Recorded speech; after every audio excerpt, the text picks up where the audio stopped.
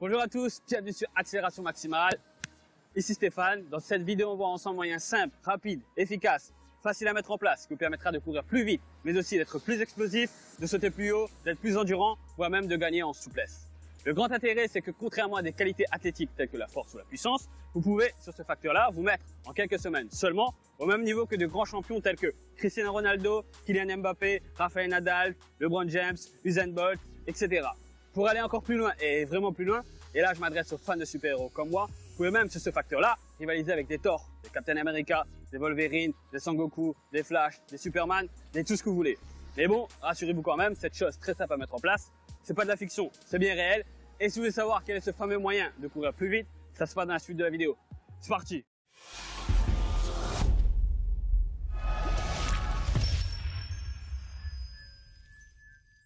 Donc, on va pas faire durer le suspense plus longtemps. Le moyen le plus simple pour augmenter rapidement votre vitesse sera de perdre du poids et plus particulièrement de la masse graisseuse. Ça peut paraître logique dit comme ça et d'ailleurs ça l'est, mais je pense que c'est un facteur de la performance qui est souvent trop négligé et ce même dans le monde professionnel.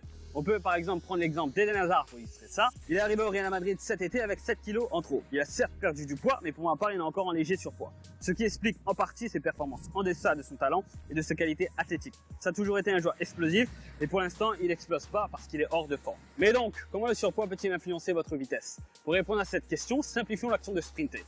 Sprinter, en fait, c'est se rendre le plus rapidement possible d'un point A à un point B. C'est donc un déplacement avant tout horizontal et où le moyen de locomotion, c'est votre corps. Plus précisément, vous devez à chaque foulée appliquer de la force contre le sol pour vous permettre de propulser vers l'avant et d'avancer dans la direction souhaitée. Et comme j'ai déjà expliqué dans une précédente vidéo, plus vous serez capable de mettre de la force contre le sol, plus vous serez capable de propulser loin. Plus vous serez capable de propulser loin, plus vous serez capable de courir vite. Cependant, un autre paramètre entre en jeu. Il s'agit du poids que vous faites. En effet, à la fin du XVIIe siècle, les travaux d'Isaac Newton ont permis de mettre en évidence qu'on était tous soumis à la même force, la force gravitationnelle. En effet, en tant qu'habitants de la planète Terre, cette force nous attire vers le centre de la Terre et donc vers le sol. Vous y êtes tous soumis sans exception. Ce qui veut dire que plus vous pèserez lourd, et plus il vous faudra de la force et de l'énergie pour vous déplacer. Et donc, en étant un peu plus léger, en ayant moins de masse graisseuse notamment, vous pourrez vous déplacer plus rapidement. Car la force qui aura été utilisée pour permettre le déplacement de vos kilos superflus sera utilisée pour vous permettre de vous déplacer plus rapidement. Ce n'est pas tellement le même effort de sprinter en pesant 80 kg qu'en pesant 90 kg. D'ailleurs, pour confirmer cette vérité, plusieurs études se sont intéressées à l'importance d'un taux de masse graisseuse faible sur votre niveau de performance et notamment sur votre niveau de vitesse. C'est ainsi qu'en 1981, une étude réalisée au Texas a démontré un pourcentage de masse graisseuse de 5,26% pour l'élite des sprinteurs mondiaux. En 1983, une étude du même genre a démontré un pourcentage de masse graisseuse égal à 6,5% pour les sprinteurs de 100 et 200 mètres. Concernant le foot, des études du même genre ont aussi été réalisées, notamment en 2009, une étude sur 64 footballeurs de première ligue anglaise a démontré un pourcentage de masse graisseuse égal à 9,95%. Une autre étude du même type, en 2015, toujours en première ligue anglaise, a démontré un pourcentage de masse graisseuse de 10% sur 27 joueurs étudiés. De même, que ce soit au football américain ou au basketball, des taux de masse graisseuse faibles ont aussi été recensés. En effet, en 2005, une étude sur la Ligue professionnelle de football américain, la NFL, a démontré que les joueurs évoluant au poste le plus rapide, c'est-à-dire les running backs, les wide receivers et les defensive backs, avaient un taux de masse graisseuse de respectivement 7,3%, 8,1% et 6,3%. Enfin, en 2005, une étude portant sur les meilleurs basketteurs européens a démontré un pourcentage de masse graisseuse de 11,7% en moyenne, mais surtout cette étude a démontré un pourcentage de 10,5% pour les meneurs de jeu qui doivent utiliser leur vitesse pour déborder leur adversaire.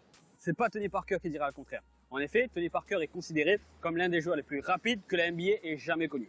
Et devinez quel était son pourcentage de masse graisseuse? On le laisse lui-même répondre à cette question dans l'extrait qui suit.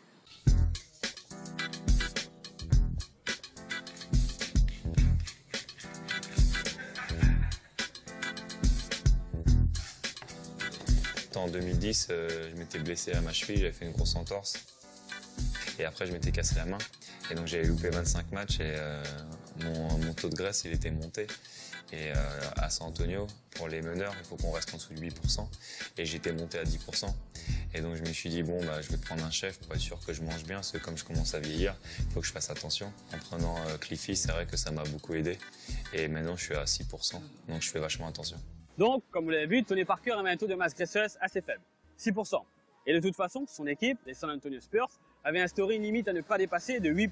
Ce qui démontre, encore une fois, l'importance d'un taux de masse graisseuse faible sur votre niveau de vitesse. Ceci étant dit, on a vu à travers toutes ces études et ces exemples que les athlètes les plus rapides, et notamment les sprinters, avaient des pourcentages de masse graisseuse assez faibles. Cependant, il serait encore plus intéressant de connaître qu'est-ce qui se passerait si des athlètes en surpoids perdaient leurs kilos superflus et comment cela impacterait leur vitesse. Ça tombe bien, une étude réalisée en 2015, parue dans le Journal of Strength and Conditioning Research, excusez mon accent, a tenté d'apporter des réponses à cette question. Les volontaires étaient des athlètes d'athlétisme finlandais masculins de niveau national et international âgés de 20 à 35 ans, participant à des épreuves de saut, sans longueur, sans hauteur par exemple, et de sprint sur courte distance, 100 mètres, 200 mètres.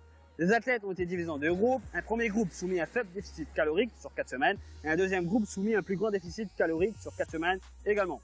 Nous, de notre côté, on ne s'intéressera pas du tout au premier groupe pour la simple raison que les athlètes n'ont perdu que 400 grammes en moyenne après ces 4 semaines. Donc, c'est trop peu pour en tirer des conclusions. Mais par contre, les athlètes du second groupe ont perdu en moyenne 2,2 kg, dont 1,7 kg de masse graisseuse. Et cela s'est traduit par un gain de détente verticale de 6% et un gain de vitesse de 2% sur 20 mètres. C'est pas dingue, c'est même assez faible, faut bien le reconnaître, mais gardez à l'esprit que les athlètes n'avaient perdu que 2 kg. Vous pouvez être sûr que si les athlètes avaient plus de kilos à perdre, les résultats auraient été plus significatifs. D'ailleurs, l'histoire du sport a clairement démontré ça. Beaucoup d'athlètes qui ont pris du poids ont perdu en explosivité et en vitesse.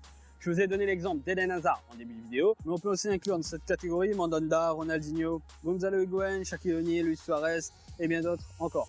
Mais l'histoire a aussi démontré l'inverse. Beaucoup d'athlètes qui étaient en surpoids, notamment en pré-saison, ont gagné en vitesse et en explosivité en perdant leurs kilos superflus. Donc, votre travail à vous sera de faire de votre poids un allié et non pas un ennemi à votre vitesse. Avant de conclure cette vidéo, j'aimerais vous donner 2 petits conseils rapides pour la perte de poids. Le premier conseil, qui n'est d'ailleurs pas un conseil mais une nécessité absolue, est de placer votre corps en déficit calorique.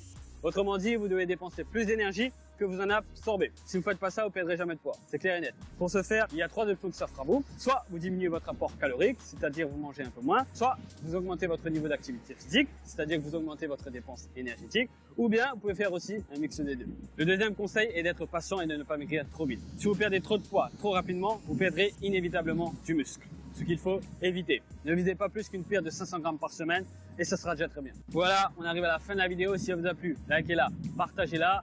Si ce n'est pas encore fait, abonnez-vous, ça fera plaisir et ça permet de soutenir la chaîne. N'oubliez pas, soyez sec, vif et explosif. C'était Stéphane d'Accélération Maximale. Portez-vous bien, entraînez-vous bien et on se revoit bientôt.